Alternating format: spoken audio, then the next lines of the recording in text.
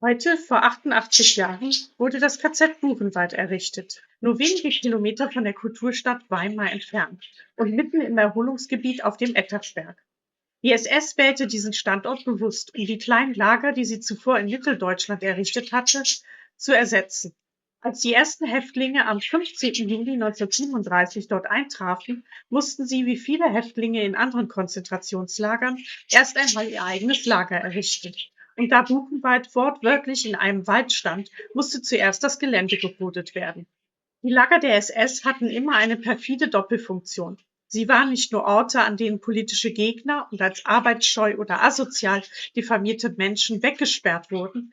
Nein, sie sollten durch die unentgeltliche Arbeit der Häftlinge auch Gewinn erzielen.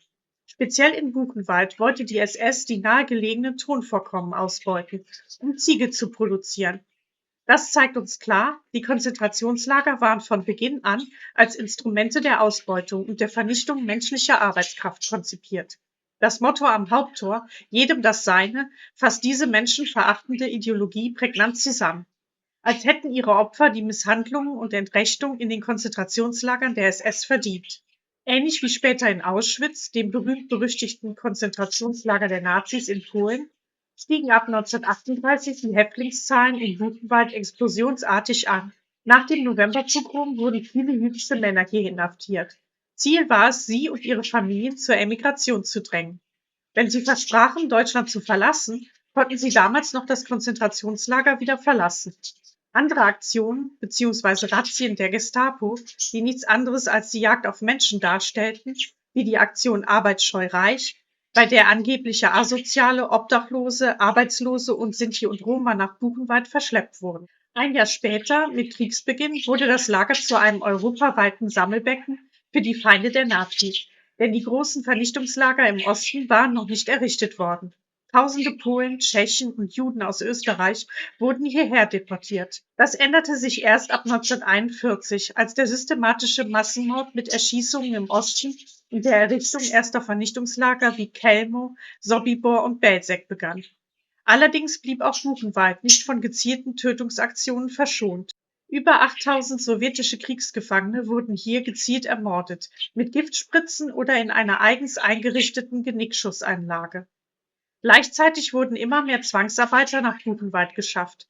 Ab 1943 expandierte das System Buchenwald enorm.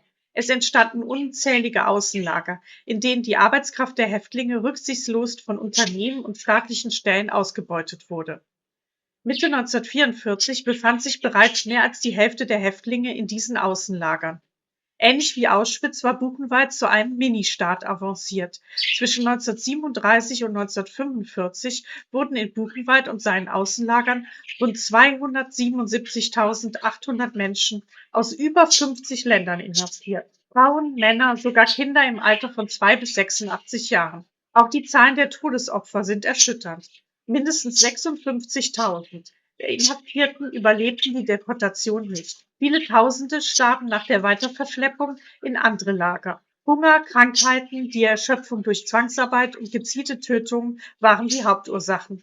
Allein 1941 stieg die Sterblichkeitsrate in Buchenwald von 10% auf 19%. Nicht zu vergessen, die grausamen medizinischen Experimente, insbesondere zur Typhus-Impfstoffentwicklung, bei denen von 729 Versuchspersonen 154 starben. Auch wenn Buchenwald keine Gaskammern hatte wie Auschwitz-Birkenau, war es de facto ein Ort der Massenvernichtung durch Hungertod, Krankheit, Zwangsarbeit oder direkten kaltblütigen Mord.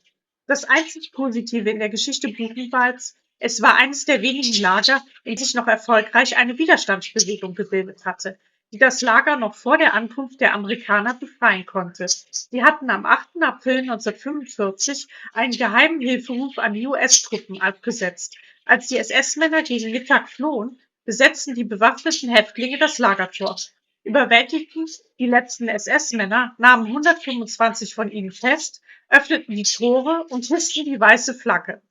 Als die ersten amerikanischen Soldaten das Lager betraten, war es schon nicht mehr unter der Kontrolle der SS.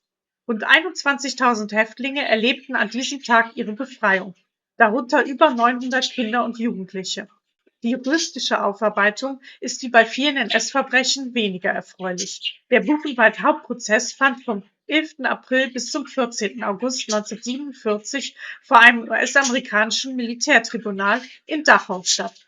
Angeklagt waren zentrale Verantwortliche, darunter Lagerkommandanten, Ärzte, SS-Angehörige und sogar Funktionshäftlinge. Und als einzige Frau Ilse Koch, die Witwe des ersten Lagerkommandanten. Alle 31 Angeklagten wurden schuldig gesprochen, 22 von ihnen zum Tode verurteilt. Doch nur 11 von ihnen wurden tatsächlich gehängt. Die übrigen Urteile wurden bis Mitte der 1950er Jahre in Haftstrafen umgewandelt. Oder sie erhielten eine Amnestie. Von rund 9.000 SS-Männern und Aufseherinnen, die in Buchenwald dienten, wurden nach 1945 lediglich 79 verurteilt. Schlimmer als die nicht erfolgte juristische Aufarbeitung ist meiner Meinung nach die Tatsache, dass die Sowjets das Lager wieder reaktivierten. 5 Jahre von 1945 bis 1950 nutzte die Sowjetunion das Gelände als Speziallager Nummer 2. Tausende weitere Menschen starben hier. Zum Teil wurden sogar ehemalige Häftlinge erneut hier interniert. Interessant ist die Darstellung von Buchenwald im Film. Als eines der wenigen bekannten Konzentrationslager auf deutschem Boden erregt es immer noch das Interesse von Filmschaffenden. Zunächst gibt es die Filme, die in den Nürnberger und Folgeprozessen der Siegermächte als Beweismaterial dienten. Diese Bilder werden viele von euch vermutlich aus Dokumentationen kennen. Aber ich möchte über 2 Filme sprechen, die sich fiktiv mit dem Leben und Sterben in Buchenwald auseinandersetzen. Kleiner Disclaimer, die Bilder sind oft schwer zu ertragen, also sollten empfindliche Zuschauerinnen hier lieber weiter scrollen. Da wäre zum Beispiel Nackt unter Wölfen aus dem Jahr 2015. Dieser deutsche Fernsehfilm basiert auf dem Roman von Bruno Apitz, einem ehemaligen Buchenwald-Häftling. Die Geschichte dreht sich um den Zimmermann Pippich, der wegen seines Widerstands inhaftiert wird. Er und andere Widerstandskämpfer versuchen, ein kleines Kind vor der SS zu verstecken. Dieses Kind wird zum Symbol der Hoffnung in einem System, das darauf ausgelegt war, die Menschlichkeit zu zerstören. Von einem der polnischen Juden. Was für ein kleines Mann.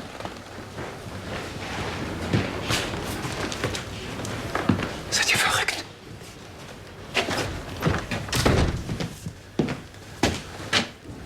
Was wollt ihr damit?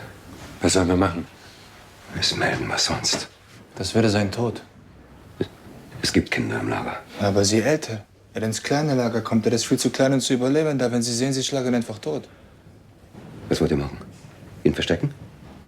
Und dann gibt es noch die amerikanische Miniserie Holocaust von 1978. Diese Serie hat, auch wenn sie wegen grober historischer Fehler und einer allzu plakativen Dramaturgie kritisiert wurde, den Begriff Holocaust in Westdeutschland erst so richtig bekannt gemacht.